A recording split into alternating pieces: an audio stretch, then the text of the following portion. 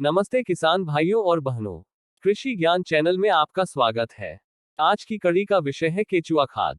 किसान भाइयों और बहनों, केचुआ खाद या वर्मी कंपोस्टिंग विश्व स्तर पर एक लोकप्रिय ठोस अपशिष्ट प्रबंधन तकनीक बन रही है। यह एक सरलीकृत सूक्ष्मजीव विज्ञानी खाद बनाने की विधि है जिसमें कुछ केंचुओं की प्रजातियों को अपशिष्ट रूपांतरण प्रक्रिया को बढ़ाने और एक बेहतर अंत उत्पाद बनाने के लिए नियोजित किया जाता है। केंचुए कार्बनिक पदार्थ पुआल, कृषि अवशेष, अपशिष्ट का उपभोग करते हैं और वर्मीकंपोस्ट नामक उत्पाद उत्पन्न करते हैं। वर्मीकंपोस्ट में बारीक विभाजित पीट जैसे घटक होते हैं जिनमें बहुत अधिक सರಂಧ್रता, वातन, जल निकासी और जल धारण क्षमता होती है। इसकी एक बड़ी सतह क्षेत्र है जो अच्छे पोषक तत्व अवशोषण प्रतिधारण की अनुमति देता है और माइक्रोबियल गतिविधियों के लिए मंच प्रदान करता है। वर्मी कंपोस्ट में पोषक तत्व जैसे नाइट्रेट, घुलनशील फास्फोरस, विनिमय पोटेशियम, कैल्शियम, मैग्नीशियम और अन्य सूक्ष्म पोषक तत्व जैसे जस्ता, तांबा, लोहा, मैग्नीज आदि होते हैं जो पौधों को आसानी से उपलब्ध होते हैं। एसेनिया फीटिडा और यूड्रिलस यूजिनी जो संभावित एजेंट हैं। विभिन्न प्रकार के कृषि अपशिष्टों के वर्मी कंपोस्टिंग में और 0 से 40 डिग्री सेल्सियस से भिन्न तापमान की विस्तृत श्रृंखला में बढ़ सकता है। हालांकि इष्टतम तापमान रेंज 20 से 30 डिग्री सेल्सियस है। वर्मी कंपोस्ट की तैयारी। वर्मी कंपोस्टिंग के एक लागत प्रभावी मॉडल में 2 कक्ष होते हैं, 10 फीट लंबाई गुना 6 फीट चौड़ाई गुना 1.5 फीट ऊंचाई, जिसमें विभाजन की दीवारें होती हैं जिसमें छोटे छेद होते हैं ताकि केंचुओं को एक कक्ष से दूसरे कक्ष में आसानी से ले जाया जा सके। इससे वर्मी कंपोस्ट की कटाई की सुविधा मिलती है। कंपोस्टिंग सामग्री में केंचुओं के लिए अनुकूल परिस्थितियां पीएच 6.5 और 7.5 के बीच, नमी 60 से 70%, वायुकरण 40 से 50%, तापमान 18 से 35 डिग्री सेल्सियस के बीच होना चाहिए। वर्मी कंपोस्टिंग में विभिन्न चरण शामिल होते हैं। इसे आमतौर पर या तो गड्ढे या ढेर विधि में तैयार किया जाता है। कृषि अवशेषों की श्रेणी में सभी सूखे कचरे, सोयाबीन के अवशेष, ज्वार के पुआल और गेहूं के भूसे, फसलों और पेड़ों के सूखे पत्ते, अरहर के डंठल, मूंगफली की भूसी, सब्जियों के कचरे, फूल आने से पहले खरपतवार, पार्थेनियम के पौधे शामिल हैं। इसके अलावा पशु खाद, डेयरी और पोल्ट्री अपशिष्ट, खाद्य उद्योग अपशिष्ट, नगरपालिका ठोस अपशिष्ट भी वर्मी कंपोस्टिंग के लिए अच्छे कच्चे माल के रूप में काम करते हैं। जैविक अपशिष्ट पदार्थ रत बिछाएं, फिर गोबर के घोल का छिड़काव करें। पिट को पूरी तरह से परतों में भरें। ढेर को बोरे से ढक दें। केंचुओं की पर्याप्त नमी और शरीर का तापमान बनाए रखने के लिए हर 3 दिन में पानी का छिड़काव करें।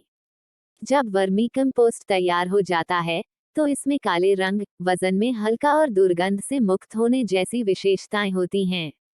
नमी, तापमान और प्रयुक्त कच्चे माल के आधार पर वर्मी कंपोस्ट 45 से 60 दिनों में तैयार हो जाता है। खाद को छिनाई के लिए आसान बनाने के लिए 1 सप्ताह तक पानी का छिड़काव न करें।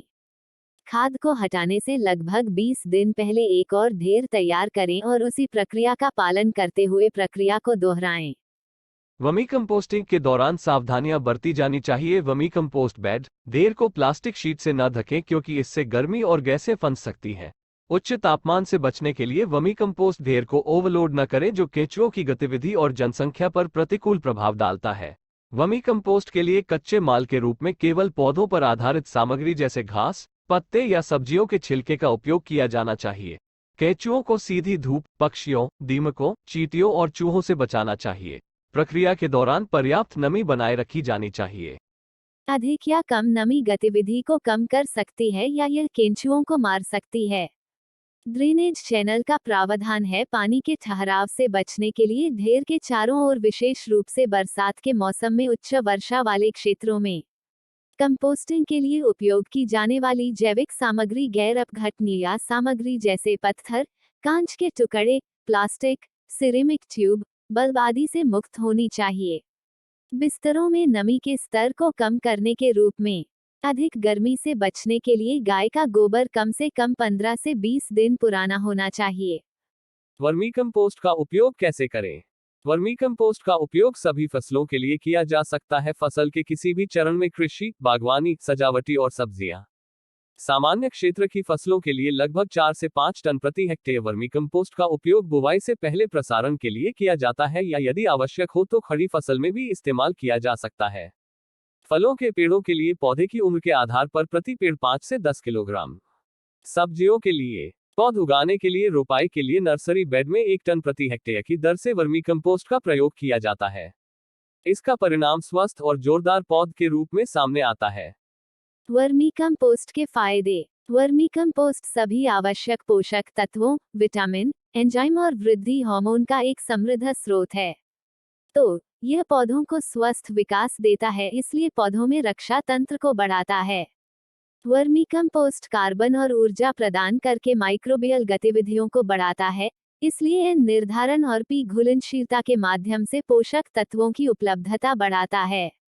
इसका अनुप्रयोग फलियों में गांठों को बढ़ाता है और जड़ों के साथ सजीवी माइकोराइजल संघों को बढ़ाता है। वर्मी कंपोस्ट में उच्च सरंध्रता, वातन, जल निकासी और जल धारण क्षमता होती है। वर्मी कंपोस्ट में पोषक तत्वों की मात्रा पारंपरिक खाद से अधिक होती है। यह मृदा कार्बनिक पदार्थ, मिट्टी की संरचना को बढ़ाता है और मिट्टी के कटाव को रोकता है। यह मिट्टी के थोक घनत्व को कम करता है, मिट्टी के संघनन और कटाव को रोकता है। इसमें प्रोटीज, लाइपेज, एमाइलेज, सेल्यूलेज और चिटिनेज जैसे स्थिर एंजाइम होते हैं जो मिट्टी में कृषि अवशेषों के बायोडिग्रेडेशन के अपने कार्य को जारी रखते हैं ताकि आगे माइक्रोबियल हमले को तेज किया जा सके। इसमें दुर्गंध नहीं होती है जो खाद और सड़ने वाले जैविक कचरे से जुड़ी होती है। किसान भाई और बहनों, आशा करते हैं हमारे द्वारा दी गई जानकारी आपके लिए लाभकारी सिद्ध होगी। अधिक जानकारी के लिए कृषि ज्ञान चैनल को लाइक, शेयर और सब्सक्राइब करना ना भूलें। धन्यवाद।